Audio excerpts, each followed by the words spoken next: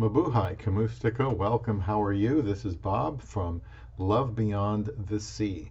This is a YouTube channel designed to help men find and experience marital love. Please subscribe to this channel and go to lvbts.com.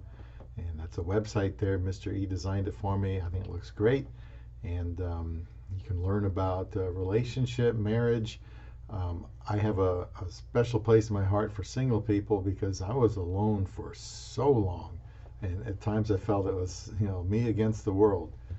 Like I was made to be, feel bad that I wanted to be a husband and get married and hadn't found somebody, during my 20s and 30s and 40s. I did get married though at age 53. Much of my videos have to do with that, and I hope you would take a look at those. But and also there's a message board at lvbts.com. We're trying to get going. Along the way, all those years I was alone, I heard a lot of cringeworthy things, and I've been doing some videos on cringeworthy things said to single Christian men that they may be able to relate to. And I've said so many of them by now. This is like the 9th video in the series, and I'm surprised I haven't gotten any cringeworthy strikes from YouTube. But as of yet, that has not happened. But these are cringeworthy things. For example, someone might tell you, when you stop looking, that's when you'll find someone. I've discovered the problem. Keep looking, but at some point, you're going to have to give up the chase if you want to find somebody. Which is confusing because other people will tell you, well, if you don't look, you can't find someone. They're not going to just show up at your door, so you have to do something.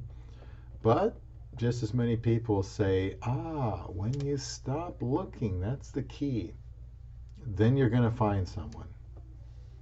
So stop looking, focus on other things, focus on service, focus on lifting weights or whatever to deal with your frustration, but then you'll find someone. The key is to not look anymore. Now, I don't agree with that because the Bible talks about being diligent. I mentioned that in an earlier video. It does talk a lot about being lazy compared to being diligent and aggressive, and like I say, go where you're wanted. If something isn't working and you've been trying and that's good, you have to try something different. And I certainly didn't stop trying. I mean, look, it took me like 30 years to finally find a wife at age 53. There were times that I took a break. A lot of times I took a break. Usually not because I thought, well, maybe this will help me find somebody, but because I was so frustrated and worn out from looking and not have any fruit from my labor, that I just said, look, I got to stop and lick my wounds for a while. So I stopped.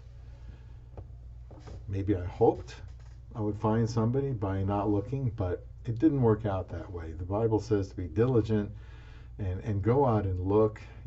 Proverbs 18:22, he that finds a wife finds a good thing and obtains favor of the Lord. The word finding there is not by accident, it's by searching. So if you're a man, you need to search, you need to pursue a woman. And I want to be an encouragement to that here on Love Beyond the Sea. Beyond the sea, well, that's because I found my wife beyond the sea in the Philippines, and that's how it worked for me. But I want to keep trying to help other people find a wife because I figured marriage was a good thing, and it certainly is. And so that's why I'm trying to be an encouragement, even through cringeworthy things said to single Christian men. Because I think if you stop looking and you find somebody, I don't know, that might be more of an accident than by design. When you're looking, we need to realize that waiting is a part of looking. People that go out looking for you know, I guess buried treasure, you know, or sunken treasure. They don't expect to find anything right away. They go at it and they keep looking and evaluating and watching, and maybe they go to different places and keep looking there. But they wait, they watch, they're observant, they look for clues and direction, and then they work some more and they wait and they ask for direction. And that's what we do. We ask God for direction to guide our paths. But I would not stop looking unless you probably want to be alone. And I don't want anybody to be alone when they're 50 or 60 or 70 years old. And you just have to try something different. Keep looking. Don't stop looking. That to me does not make a whole lot of sense. Now, another cringeworthy comment would be something like this: if you have to work hard at it, you're with the wrong person. If you have to work hard at it, you're with the wrong person. As if finding the right person to be married to, and I assume this is talking about dating, it could be applied to marriage. I think you do have to work hard at it. The Bible talks about the troubles of the flesh in 1 Corinthians 7. And, you and your spouse or girlfriend are going to have different bents and persuasions and interests. Maybe you're from a different culture like I am with my wife. And I always recommend, try to find things to do, not just that you have in common, but make some things in common by go out and try to experience new things for the both of you that can help bridge the gap and make you closer together. But you'll have to work at it. What will you have to work on? Well, 1 Corinthians 13, 4 through 8. I didn't write it down here, but you'll have to work at being kind with whoever you are. You'll have to work at being patient, very patient. It says suffers long, love suffers long. You'll have to work hard at being patient. You'll have to work hard at being unselfish.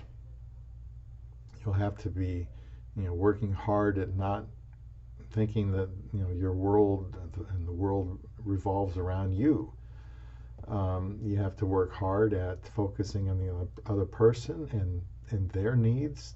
Being married is completely different than being single.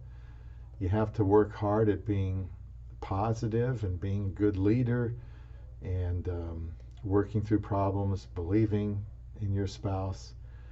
You just have to grind through it, just like anything else, and it is worth it.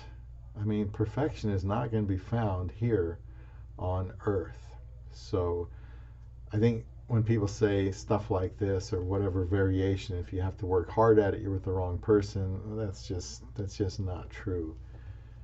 People say, we've never had an argument. It's so easy to be with this person. Well, I don't know. I'm kind of skeptical about that. I don't know how long they've been together, but I think most people would agree. Let me know. Leave comments. I always forget to suggest that. I want to hear people's comments.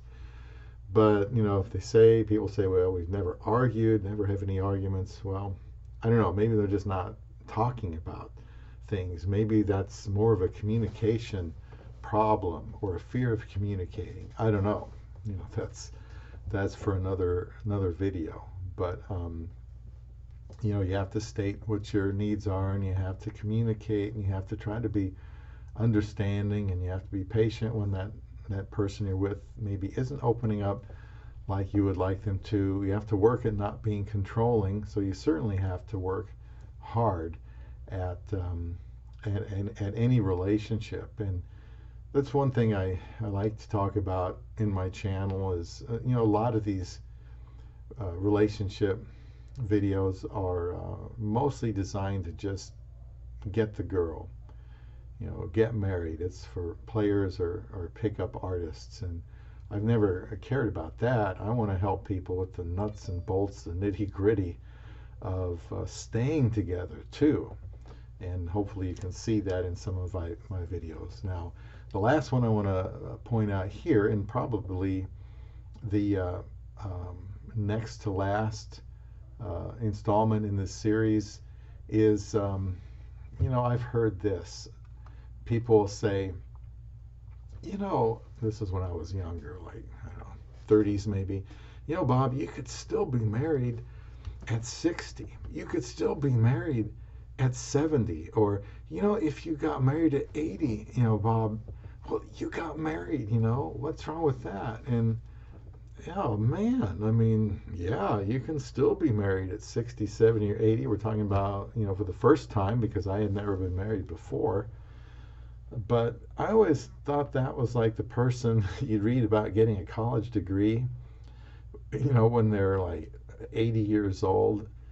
And I guess, my thought was, okay, they have a piece of paper now, they have a degree. It shows that they worked really hard at something, which is good and commendable. But I always thought that getting a degree, the point of that was to use it to get a job, for employment, to provide for your needs in the future, your spouse, your children. And that's why you want to do it when you're younger, in your 20s. And so, nothing wrong with continuing education, of course, but I just think that, the Bible talks about being married to the wife of your youth. That's the natural time when sexual desire is high. Can really ruin your life if you don't handle that properly. And one of the best ways to handle that is to get married. Then you're not going to be so distracted all the time. I think getting married younger is better than getting married older when you've made mistakes. And you don't have to have it all figured out. What you can do is be devoted to this young woman. If you're a young man, and seek good advice from people, whether it be church or somebody you have as a mentor, because you're going to need it. And you're going to need to learn from people that have been there and done that are also wanting you to stay in that marriage. There's a lot of junk advice out there, a lot of bad advice, and don't get married, and marriage is a ball of chain, and just focus on yourself and do your own thing. And yeah, you can do that and be a very lonely person.